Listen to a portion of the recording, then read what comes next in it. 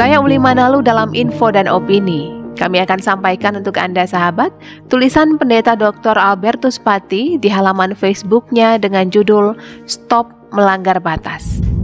Sahabat, Adam dan Hawa boleh melahap buah atau melalap daun apapun. Bebas. Semua pohon boleh dilalap, kecuali satu-satunya pohon yang Tuhan kecualikan. Pohon itu terletak di tengah Taman Eden. Itu tidak boleh disentuh apalagi dimakan. Pesannya jelas, tidak ada kebebasan absolut, selalu ada batas. Dan batas itu haram dilanggar. Meski demikian, apa yang disediakan Tuhan sudah berlebihan, lebih dari cukup. Ini bukan makna personal yang jumlahnya serba relatif. Seseorang merasa cukup hidup 25.000 sehari. Bagi yang lain cukup itu bila 500.000 per hari. Cukup itu relatif.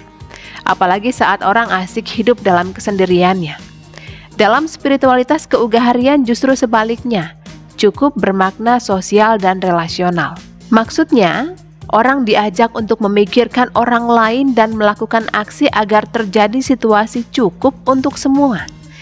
Tidak ada yang berlebihan, tidak ada yang kekurangan. Cukup untuk semua menyeratkan dua sikap etis. Yang pertama, kemampuan mengontrol nafsu dan keinginan yang membuncah tanpa kontrol. Kedua, relasional.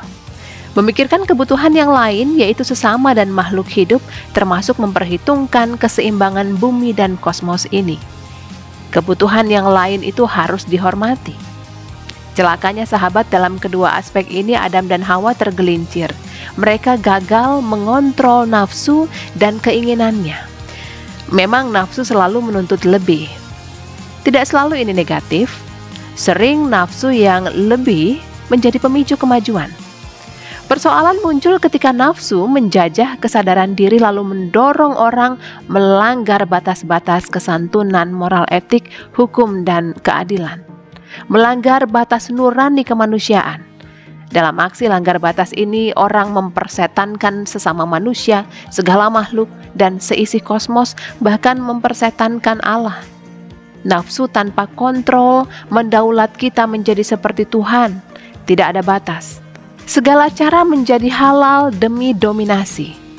Nafsu itu hegemonistik, semua demi aku, egois. Adam dan Hawa pun memetik dan melahap buah terlarang itu. Lalu matilah hati nurani, terjadilah banalitas melanggar batas.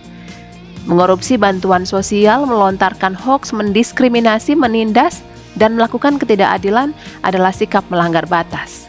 Nafsu melanggar batas yang diperagakan oleh Adam dan Hawa adalah gambaran tentang kita. Keluarga, institusi agama, masyarakat, dan bangsa sering hancur berantakan. Penyebabnya, karena orang tidak mampu mengontrol nafsunya. Lalu orang melanggar batas-batas moral etis, melanggar hukum dan keadilan, serta melanggar kemanusiaan sesama dan bumi ini.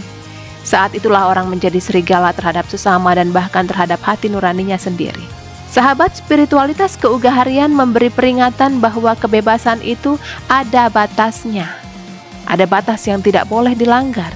Haram. Nafsu pun ada kadarnya. Ketika kebebasan dan nafsu itu melanggar batas-batas moral etis dan kemanusiaan, atau ketika nafsu sudah menutupi nurani, kita sedang menciptakan sebuah tragedi. Ruang dan waktu di mana kita berada berguncang. Terjadilah bencana. Ujungnya bencana itu menghajar diri kita sendiri. Jadi berhentilah melanggar batas. Hayatilah spiritualitas keugaharian. Hiduplah dalam semangat cukup untuk semua.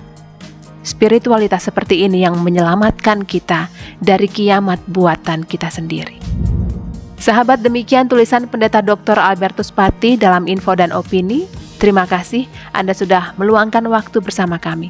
Sampaikan komentar Anda melalui kolom yang tersedia. Dan sampai jumpa.